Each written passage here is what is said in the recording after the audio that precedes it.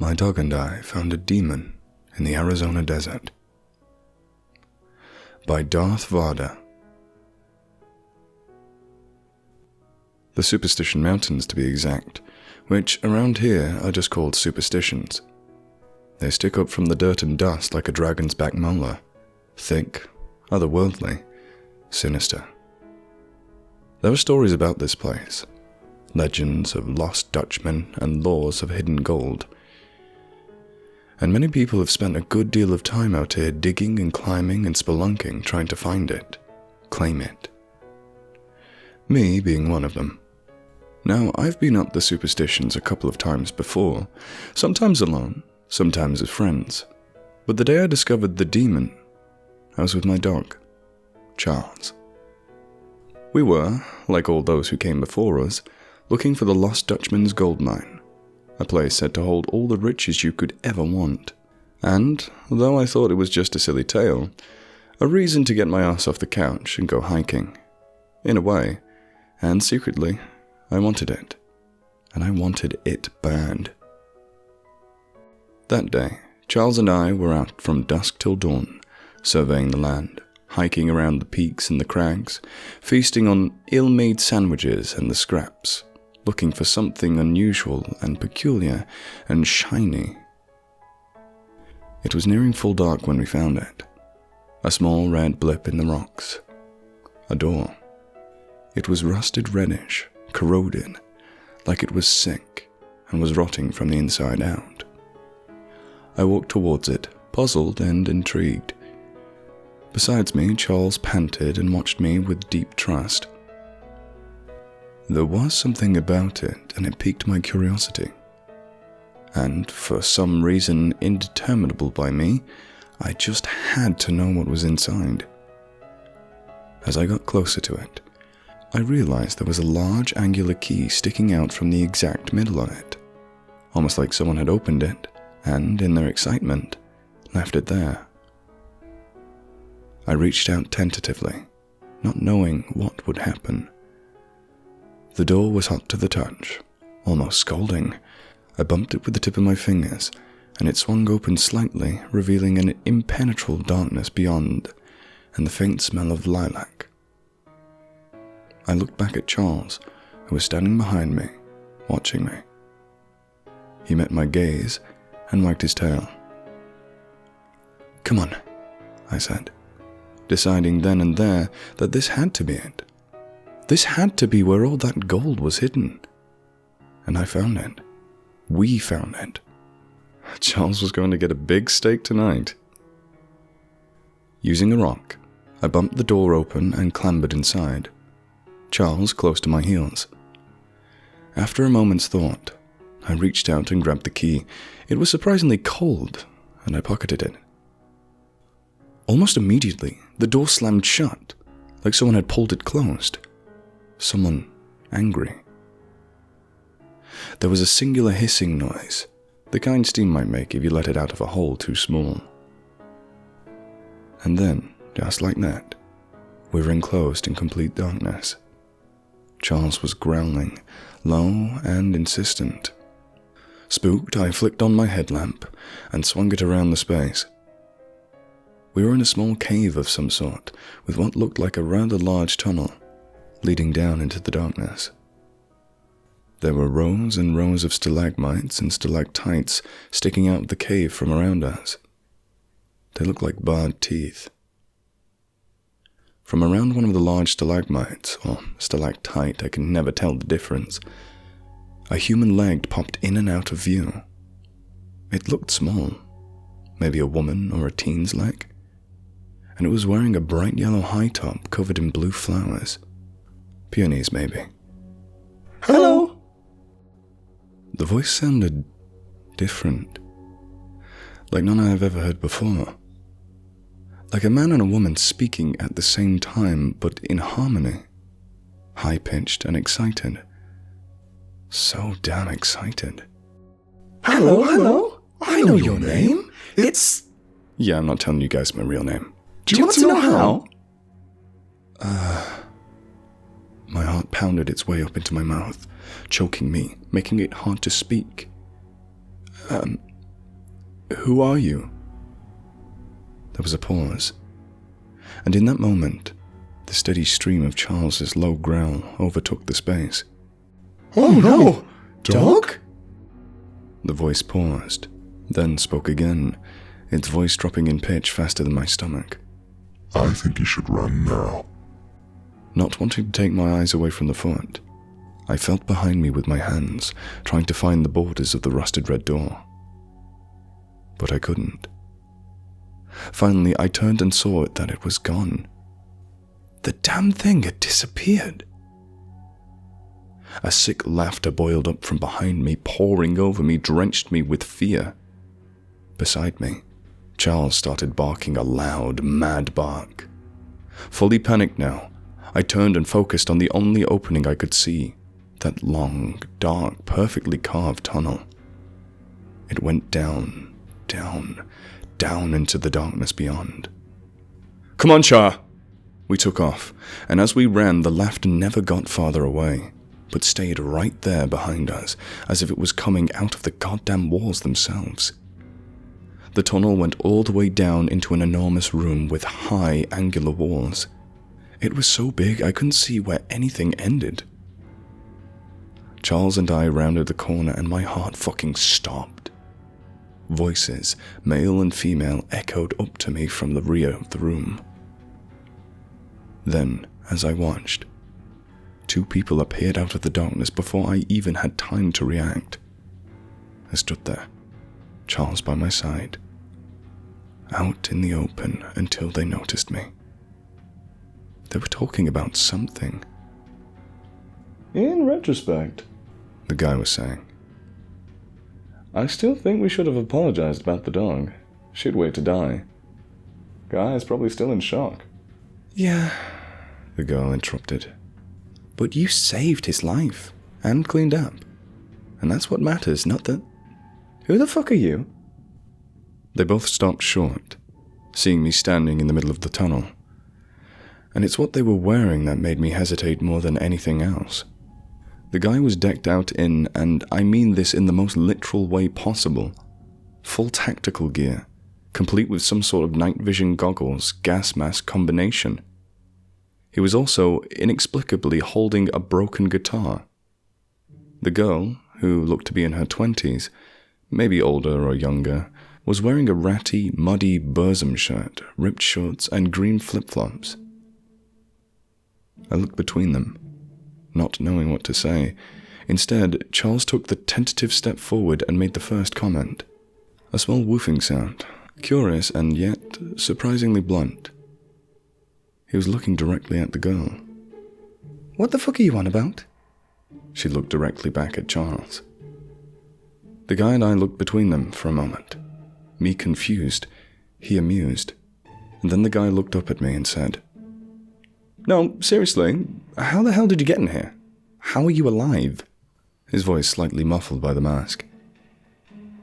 I gaped at them, before finally finding my voice and telling them honestly, there was a door and a key. A weird, cold, black one. I have it here. I slid it from my pocket and showed them briefly. The guy in the mask didn't respond, but instead looked down at the girl who looked back up and shot him a guilty grin.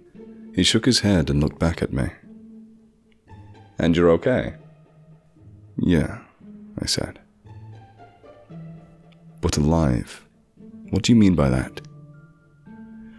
The girl who had turned her attention back to Charles laughed and said, What? Did you not see that large fucking reptilian on your way down? Have you not heard the legends? What they say about this place? Reptilian. The guy looked over at the girl, then back at me and pushed his goggles/masks up onto his head so I could see his eyes and his face. She means demon. Demon? I asked. What? Isn't this just some lost Dutchman's mine? You guys are just searching for the treasure and just decided to play a spooky little trick on me, right? It was the guy's turn to laugh, and he did, heartily. Oh man, you're in for one hell of a shock. Turn around, but do it slowly, like your life depended on it. A freakish, low laugh shook the walls of the cave, and I turned around, slowly, just like the guy had told me to. At first, I didn't see anything, but as my eyes adjusted to the light, I saw it. There, just by the shadows of an oddly shaped boulder, a foot. The same foot, wearing that same yellow shoe, except the peonies were now red, bright red. It did a little jig. I turned back and looked at the man, my eyes wide in shock and disbelief. He just looked back at me with a "I fucking know, right?" expression, then cleared his throat and said, "What are you most afraid of, bud?" What? That's a weird thing to ask someone. Fair, he replied. But just tell me so we're ready. He gestured to the girl and himself. The girl, though, she just shook her head and muttered, "Yeah, no, just him." What am I most scared of? Yep. I don't know. Crushing debt? No. Like your nightmares. What are they made of? The girl scoffed and rolled her eyes at the guy beside her. That's a fucking stupid way of asking the question, bud. Then she looked at me. Ever read It by Stephen, the King of Horror? Tried, but that book is long? Yeah, but that. Imagine that. What?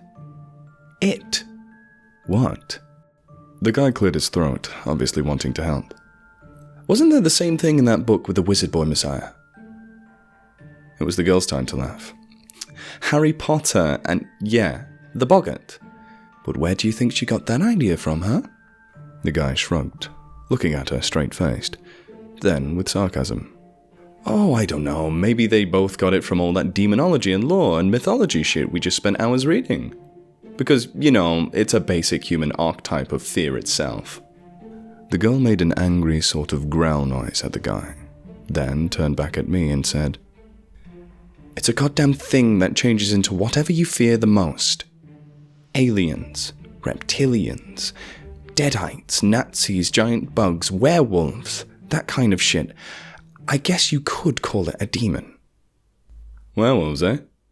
The guy smirked, and the girl rolled her eyes. Hey, she said to him. Shut the fuck up. While they were talking and I was watching them, totally bemused, none of us had noticed Charles creep ever so tentatively towards the foot. He must have been hypnotized or something because that dog never leaves my side. A small yelping sound burst out behind us and we all turned at the same point to see a hideous creature crouched on all fours with Charles pinned beneath it. And yeah, okay, if I had to pick a thing, I would say that thing, that slimy and scaly dead thing with rotten skin, yellowed pointed teeth, and that weird-ass jerking stop-motion movement, wearing the same outfit my ex wore when I saw her last. That thing was what I was most scared of. Nope! The guy bellowed, dropping the broken guitar and pulling out the biggest handgun I have ever seen. Not another goddamn dog! You better cover your ears, the girl said. And eyes, she added as an afterthought. And the guy, without so much as 2 seconds of time to aim, blasted that gun right at the thing. The flash from the tip of the barrel was blindingly bright, too bright, and the subsequent boom was heart and head-shatteringly loud. The bullet hit the thing in the shoulder and blew off a large portion of it, splattering the wall behind it with black goo. It screamed and transformed. I thought it might turn into the reptilian the girl had mentioned, but it didn't. Instead, it turned into another man. A normal-looking guy. He wore a white shirt, blue jeans, and cowboy boots. And, despite the wound on his shoulder, he stooped and picked up Charles, holding him high, blocking his face with his body. Charles growled and snapped and whimpered. Next to me, the girl made a shocked face and looked between the man in the cowboy boots and the guy with the gun. Well, shit. The guy was still aiming at the thing, but hesitant to fire, clearly not wanting to hit Charles. He was also very clearly ignoring the girl's reaction too. She looked back from the guy to the man in the cowboy boots and seemed to decide something. She opened her mouth and started to sing. I had visions, I was in them, I was looking into the mirror to see a little bit clearer. Rottenness and evil in me. A look of sheer disbelief crossed the guy's face, and he chanced to glance back at the girl. Really? Of all songs? That's the one you choose! She just smiled and kept singing. The guy looked over at me, grinning and lowering his gun, but only slightly. See? He said over the voice of the girl singing, glancing between me and that monster. Music. Any kind of music controls it. You don't necessarily have to play an instrument or even be that good. The girl shot him a glare, still singing. But as long as there's still some beat to it, well... He gestured at the demon with his head. I looked over at it and laughed. I couldn't help it. The creature, it was just swaying and swaying to her singing. No matter how off-key and warbled it was. It had transformed again, from the man to a large, reptilian. 7 feet tall, with shiny blue-green scales and yellow diamond-shaped eyes. It twirled suddenly, dropping Charles in the process. He yelped and scrambled over to me, limping. There was a large gash on his left flank and it gushed with blood. Here, the guy said, kneeling down and placing his gun on the ground. I can stop the bleeding, hold him. He pulled some sort of liquid bandage out of his vest and swiftly but precisely stemmed the flow of blood from Charles' leg.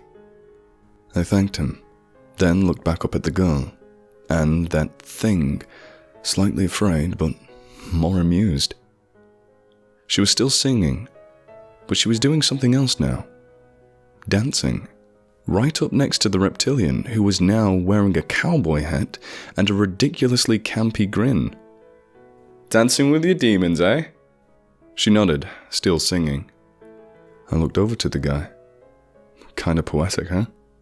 Kinda, he said, patting Charles on the head and standing up. Now, stay put. We're going to put this arsehole back where it belongs. They left. The singing girl leading the way, the dancing reptilian following, and the guy, gas mask, goggles back on, bringing up the rear with his gun trained on it. They returned about 15 minutes later and escorted me back up to the cave I had entered from. The door was still gone, and we stood there for nearly a full minute before the guy reached towards me and said, Key? What? Oh. I reached into my pocket, pulled out the key and handed it to him. He flipped his goggles down and surveyed the walls around us for a moment.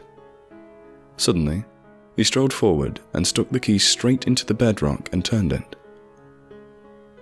There was this resounding click, and, slowly, the rusted red door reappeared, like it had been there the whole time, and some trick of the light or way it was built into the rock prevented me from seeing it. But the door, I said in complete disbelief. It disappeared. Yeah, the guy said. It tends to do that when it's locked. But this bad boy here? He wiggled the key at me. It tends to, light it up. He tapped his goggles, then turned and swung the door open to a sweet, sweet rush of fresh air. And just like that, we were out.